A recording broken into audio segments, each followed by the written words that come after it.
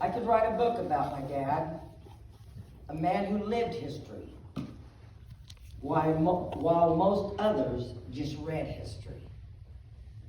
But today, I want to make you sit through a reading of a book.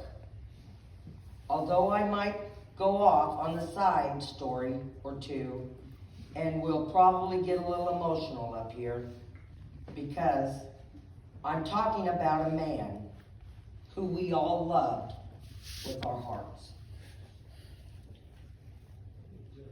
One of 8 kids, he was only 7 years old when he found his father dead. He had to grow up fast, and the beginning of his age, where today we don't expect children to do much but play on a computer. He was doing whatever work he could to help his mother, who had mouths to feed and a house to keep up.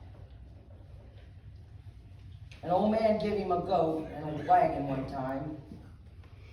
He'd take that goat and wagon and he'd go down the train tracks and pick up coal to sell. He'd shine shoes, iron clothes, sell newspapers. A strong work ethic developed early on, staying with him till the end. And we, thankfully, to have been taught that work ethic firsthand during our own early lives. He never shaded away from hard work, never passed up an opportunity to earn a buck. And because of that, none of us lacked for anything. He lightning rod, auctioneered, sold antiques, paved driveways, trained horses that he loved dearly. He was a good bullshitter. He broke the ice by bullshitting.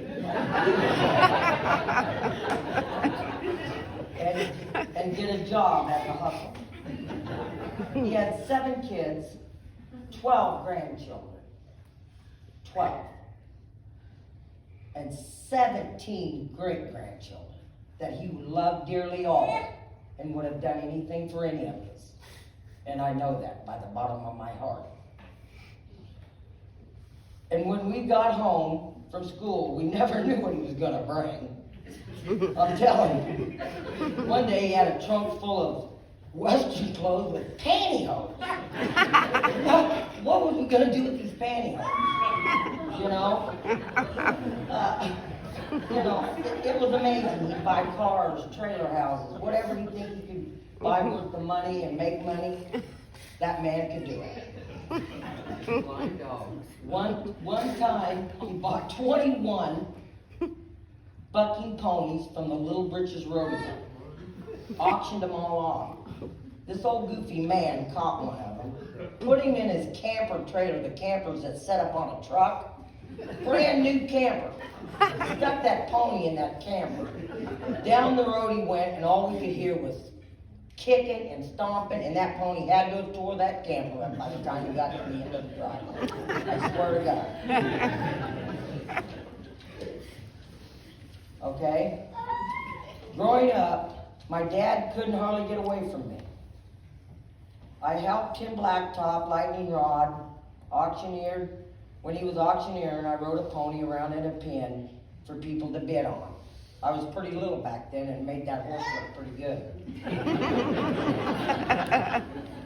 When I was 16, this was a good one.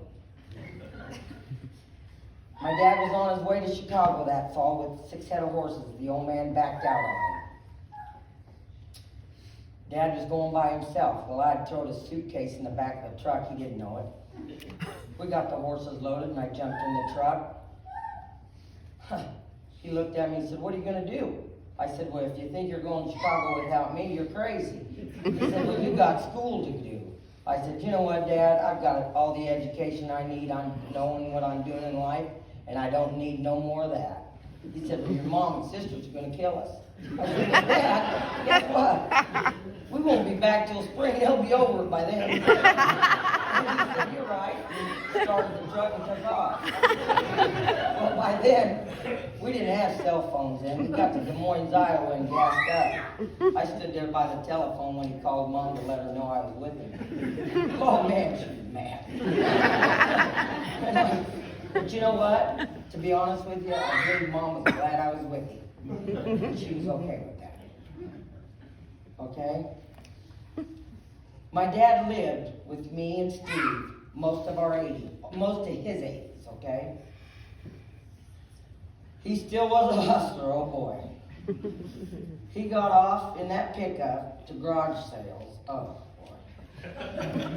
You wouldn't believe what he brought home sometimes. He brought home 20 golf bags full of golf clubs. I said, what in the world are you going to do with them, Dad? He said, well, he started unloading them in the garage. I said, you ain't putting that in my garage. He said, you go get rid of them, go down to Barge down the road and sell on the road and sell it. Well, I don't know what he done with it. I said, you're going to go buy things at garage sales. I said, you need to go ahead and buy refrigerators, air conditioners, and bicycles, and you can sell them at the racetrack for the grooms. Well, the next day I come home, them golf clubs was gone, and I sure don't know what he done with them. But a couple days later, he had a truckload of bicycles, refrigerators. Okay? Everybody loved him on the backside.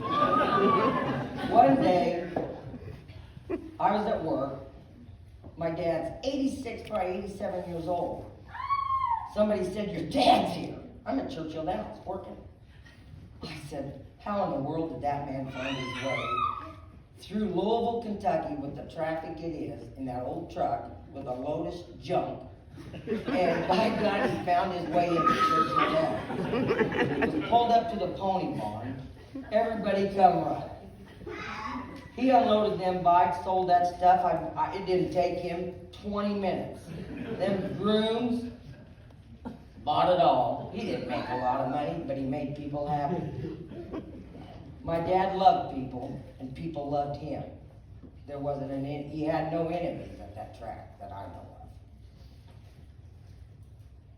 He never met a stranger. When we were kids, there was a bagger on the side of the road. Several of them he'd done this to, and I was a witness to it. My dad wouldn't give him money, but he'd invite him in to sit down and eat a meal with us. We knew the man's story. Well, I'm jumping a line here. I got to catch back up here. But anyway, we wouldn't give him money and sit down with us to eat a meal, whatever we were, and by the end of that meal, we knew the man's story. Know the man as a person, not just a person with a hand out.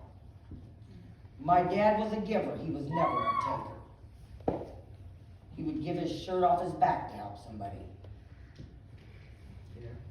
And he gave us so much. I've only scratched the surface here today.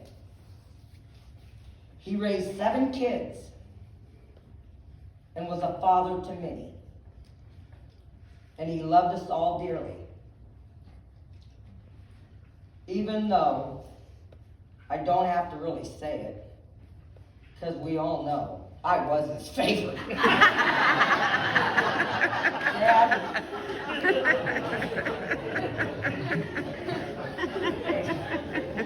Dad, you and your life lessons will live on with me and others.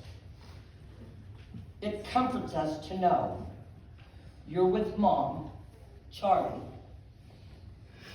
your mother, and your dad. Angels above looking over us. And it makes us smile to know that heaven just got a little livelier.